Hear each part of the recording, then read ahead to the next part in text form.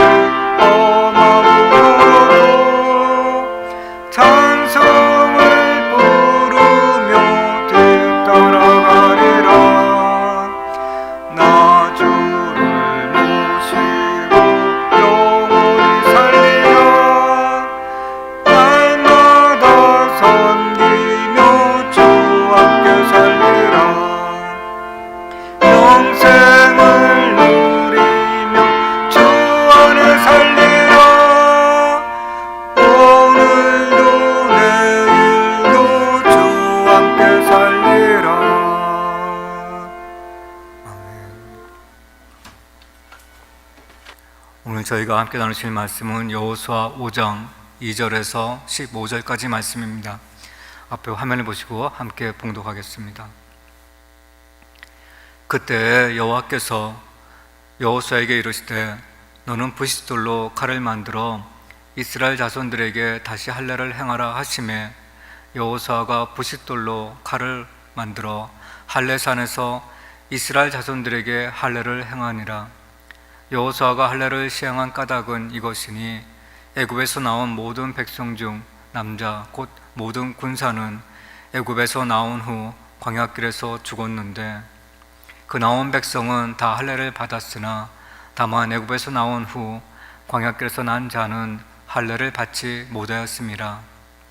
이스라엘 자손들이 여호와의 음성을 청정하지 아니하므로 여호와께서 그들에게 대하여 맹세하사 그들의 조상들에게 맹세하여 우리에게 주리라고 하신 땅 곧 젖과 꿀이 흐르는 땅을 그들이 보지 못하게 하리라 하시매 애굽에서 나온 족속 곧 군사들이 다 멸절하기까지 40년 동안을 광야에서 헤매었더니 그들의 대를 잇게 하신 이 자손에게 여호수아가 할례를 행하였으니 길에서는 그들에게 할례를 행하지 못하였으므로 할례 없는 자가 되었음이었더라. 또 그 모든 백성에게 할례 행하기를 마침에 백성이 진중 각 처소에 머물며 낫기를 기다릴 때에 여호와께서 여호수아에게 이르시되 내가 오늘 애굽의 수치를 너희에게서 떠나가게 하였다 하셨으므로 그곳 이름을 오늘까지 길갈이라 하느니라. 또 이스라엘 자손들이 길갈에 진쳤고 그달 14일 저녁에는 여리고 평지에서 유월절을 지켰으며 유월절 이튿날에 그 땅의 소사물을 먹되 그날에 무교병과 볶은 곡식을 먹었더라.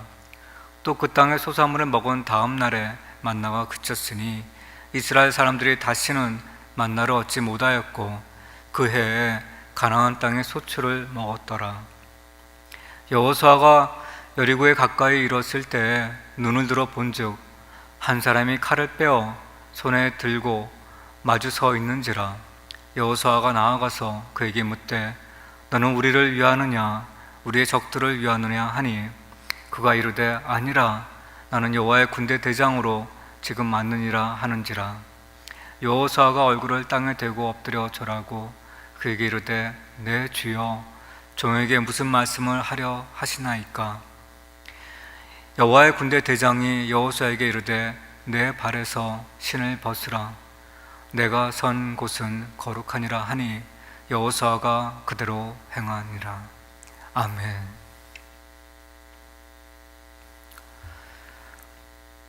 오 장 전체를 읽고 난 첫 느낌은 뭐가 참 많은 일들이 일어나고 있다는 생각을 먼저 갖게 됩니다. 바쁘게 분주하게 일들이 일어나고 있다는 거죠. 여리고 지금 바로 건너편에 진을 치고 이제 곧 가나안과의 전쟁을 앞두고 있는 이스라엘 백성들에게 하나님의 여호수아를 통해서 하시는 말씀 가운데 살펴보면 참 많은 것들을 행하라고 하시는 것을 볼 수 있게 합니다. 할례를 행하라고 말씀하시기도 하고 또 유월절을 지키라고도 하고 그리고 여호수아 앞에는 갑자기 여호와의 군대 대장이 나타나기도 합니다. 그리고 우리가 익히 잘 아는 한 모습, 곧 하나님이 모세를 부르시고 그 부르신 그곳이 거룩한 땅이니 신을 벗으라고 했던 것처럼 역시 동일하게 여호수아에게도 여호와의 군대 대장은 그곳에 거룩한 곳이니 땅을 벗으라고 신을 벗으라고 하는 말씀을 하는 것을 보게 됩니다. 이 모든 것들은 무엇을 의미하는 것일까요?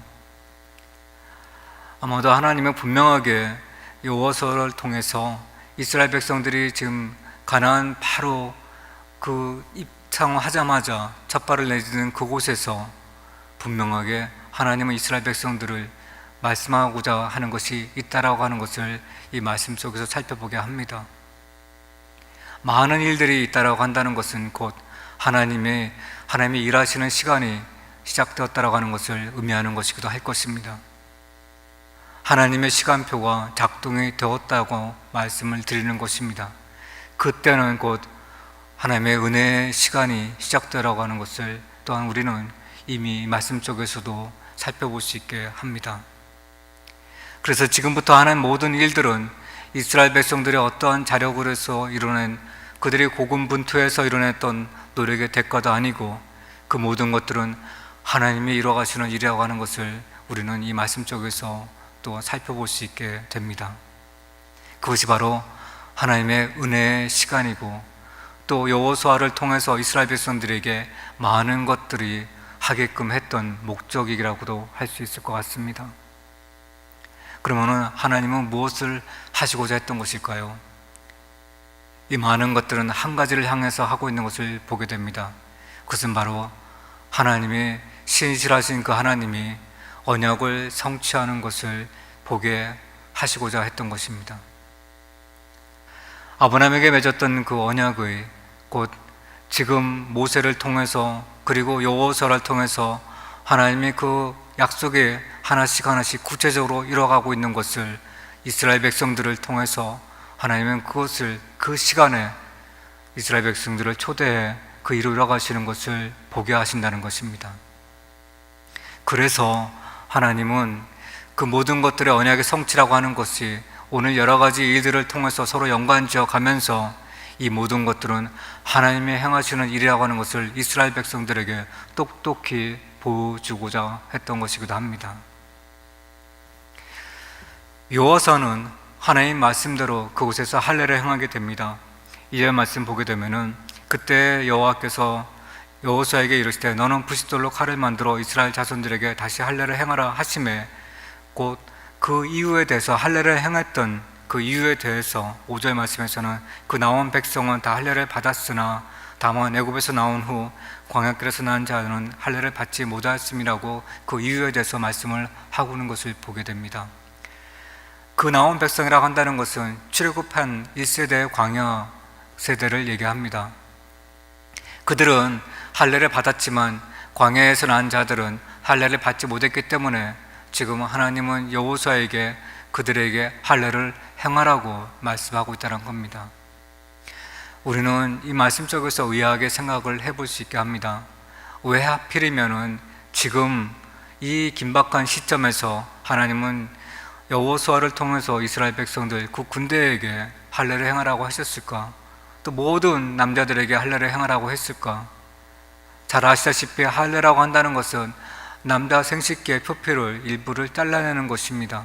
그것을 베어내는 것이기 때문에 그것이 아물기까지는 짧게는 3, 4일이 소요될 것이고 길게는 일주일이나 소요될 수 있는, 그래서 어찌 보면 전쟁을 앞두고 있는 이 시점에서는 전혀 적절하지 않은 조치라고도 할 수 있을 것 같습니다.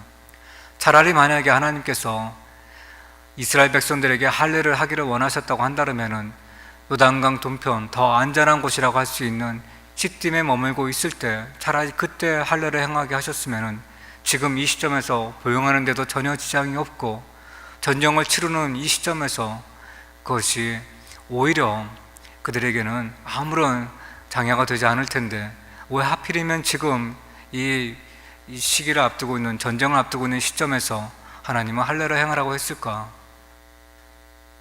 그 이유를 좀 살펴봐야 될 필요가 있을 것입니다.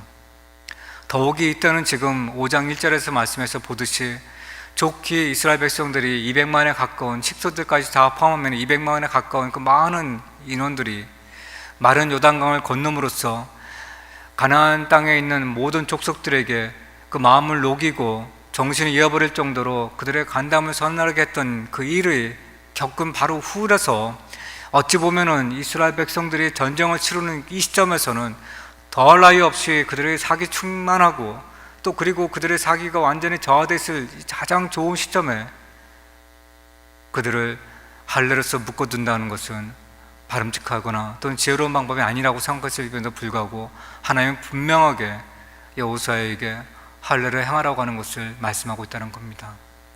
그렇다고 한다면 하나님은 분명하게 그 안에 다른 뜻이 있다는 것을 우리는 생각해 볼 수 있게 됩니다.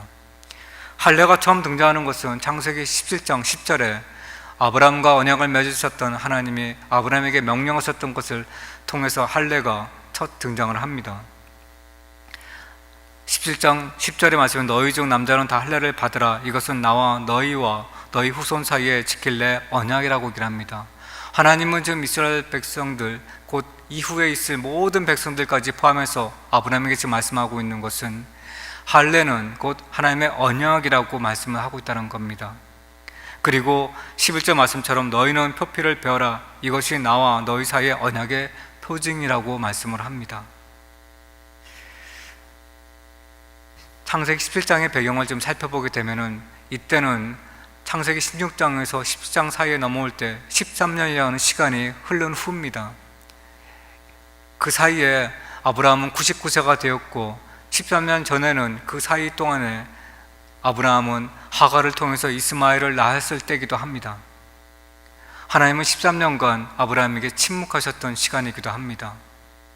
그런데 하나님 다시 아브라함에게 나타나서 처음으로 하시는 말씀은 창세기 12장과 창세기 15장에서 하나님이 아브라함에게 맺었던 그 언약을 재차 상기시키면서 다시 17장에서도 하나님은 아브라함에게 언약을 말씀해 주십니다. 제가 오늘 말씀의 제목을 친절하신 하나님이라고 말씀했던 그 이유는 하나님은 우리가 잊어버릴만 하면 다시 그 언약을 상기시키도록 다시 재차 반복해서 말씀을 해 주십니다. 아브라함에게 했던 것처럼 역시 우리에게도 동일하게 하나님은 그 신실하신 언약의 하나님이라는 것을 우리가 잊어버릴만 하면 말씀해 주시는 친절한 하나님이시기도 합니다. 그러니까 12장과 그 다음에 15장과 17장에서 하나님은 아브라함에게 재차 그 긴 침묵의 시간이 지난 후에 다시 나타나셔서 언약을 말씀하시면서 그 언약의 표징으로 할례를 행하라고 말씀하셨다는 겁니다. 이 말씀의 의미를 헤아려 보게 되면 하나님은 그 언약을 반드시 생명으로 지키겠다고 하는 말씀이기도 합니다. 남자 생식기의 표피를 일부를 잘라낸다고 한다는 것은 잘라지는 그 순간 그것은 곧 죽음입니다. 떨어졌다고 한다는 것은 죽음을 상징하는 것이기도 하는 거죠. 잘라냈다고 한다는 것은 곧 죽음이죠. 그래서 창세기 15장에서 잘 아시다시피 하나님은 아브라함과 언약을 맺으면서 암소 사이를 반으로 갈라 쪼개놓고 횃불이 지나가는 그 피가 유혈낭자한 그 사이를 지나감으로써 하나님이 지키시는 그 약속하신 그 언약은 곧 생명을 담보한 언약이라고 하는 것을 아브라함에게 보여줍니다. 곧 이 하나님의 언약은 생명의 언약이자 그 할례라고 한다는 것은 그 하나님의 그 생명을 다하면서까지 반드시 지키겠다고 하는 그것에 대한 표시이기도 합니다. 그 표시를 어디다 새기느냐? 하나님의 언약의 백성인 이스라엘 백성들에게 새기라고 말씀하고 있다는 겁니다. 그래서 하나님이 다시 가나안 땅에 그들에게 그곳에 섰던 첫 땅 그곳에서 하나님은 곧 할례를 행함으로써 이스라엘 백성들은 곧 하나님의 언약의 백성이라고 한다는 것을 그 몸에 새기는 것을 통해서 하나님은 재차 친절하신 그 하나님이 그들의 다시 한번